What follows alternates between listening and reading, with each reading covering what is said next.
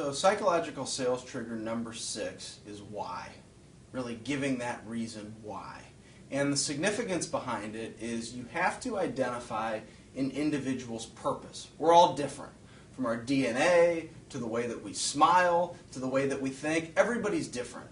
So you as the salesperson in building a relationship have to clearly understand what makes the individual tick, from their gut to their heart to their head. And that's done when you truly understand somebody's purpose or their why.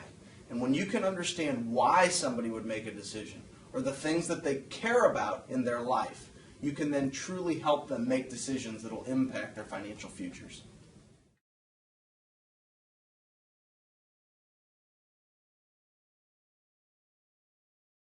Wants versus needs in relation to the why sales trigger is one you can kind of have a lot of fun with. Easy to understand, but you can have fun with it when you think about it to build the context. And what I mean by that is that wants are always bigger than needs.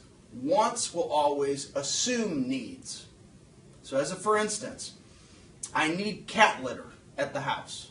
Okay? Well, yeah, cat litter would be on one of the needs. But really what the wants are I want a Porsche. Okay? So being certainly very materialistic there, but a much bigger difference. But if you focus on planning to put yourself in position to one day buy a Porsche, you got plenty of money for the cat litter. And that's the difference. If you just focus on people's needs, there's only going to be so much that they're going to buy. But if you focus on their wants, non-materialistic, what ends up happening is more educations are paid for the people that they love. Mortgages are paid off. Streams of income are left behind through life insurance benefits so that a mother of 4 children who's now a single mother can actually provide a lifestyle that an individual would want for their families. Focus on wants rather than needs. It totally gets to the heart, it speaks to the why, and it engages somebody's individual purpose.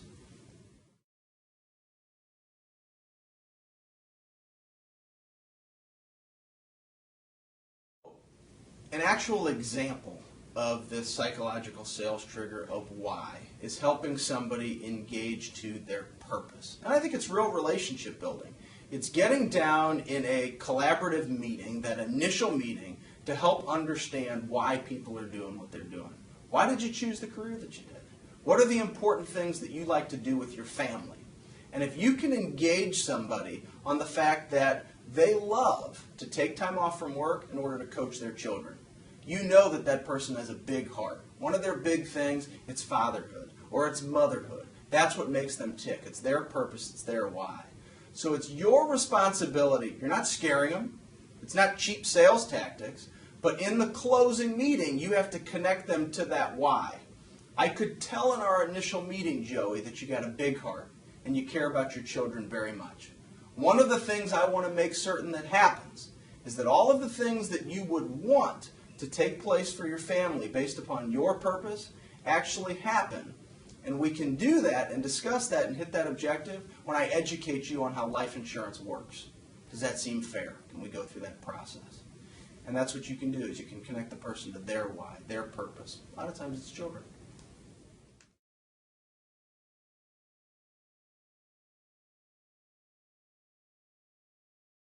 The 7th sales trigger, my favorite, save the best for last, is legacy. And the reason why it's so important to me, as many people know, for those of you that don't know, is that I'm living proof of what we do in the insurance profession. $100,000 of term insurance was one of the critical pieces when I lost my mother at 7 years old that gave her the ability to achieve her greatest goal in life, was for my brother and I to receive college educations. The $100,000 of term insurance did it. That's legacy. It's my mother's legacy, having the opportunity to live on through my education. Legacy is about surrendering to a purpose that's way bigger than you. Before my mother became sick, she made the conscious choice to buy life insurance. That life insurance helped her achieve her legacy, her goal. And now that legacy has spawned into many, many wonderful blessings in my life, which if you go to the website, the bennewman.net, gives you the example to see all of this sales language. It's given me direct focus on what I'm passionate about. And her legacy has given me the keys to understand what I want my legacy to be and what I fight for every single day. Enable your clients to connect to legacy. It helps them think much bigger about the things that are important to them.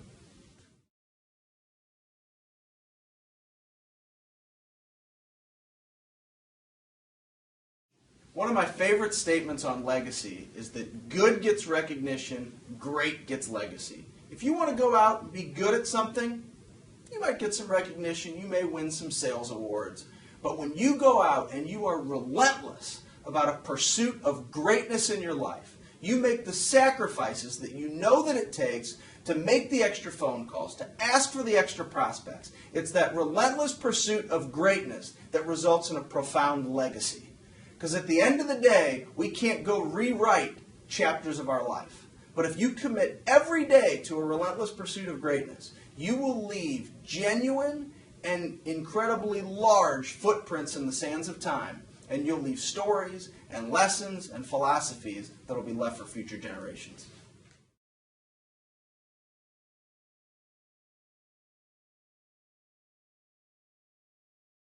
One of my favorite pieces of language when it speaks to legacy and the seventh sales trigger. I'm going to give you an example, and this is going to challenge you to get into bigger and better markets. It's with the ultra high net worth, okay? People who have more money. You're going to reach a position over time where you have to have the courage to make a statement to the client. You know what I've realized over time is as a result of Mr. and Mrs. Prospect, the two of you working together to create this estate. What's happened over time is you've now created this bucket of money that will never be spent. And where I would like to spend the rest of our planning and our time and our conversations is around your legacy. This last bucket of dollars you'll never touch are dollars that can be spent to really enable you to have an incredible legacy on your family, on charitable contributions, and potentially even on the education of your great-great-grandchildren, who in most of our circumstances, people don't even know their great-grandparents' names. That's legacy. Enable people to connect to something that is way bigger than them. That's what planning is all about.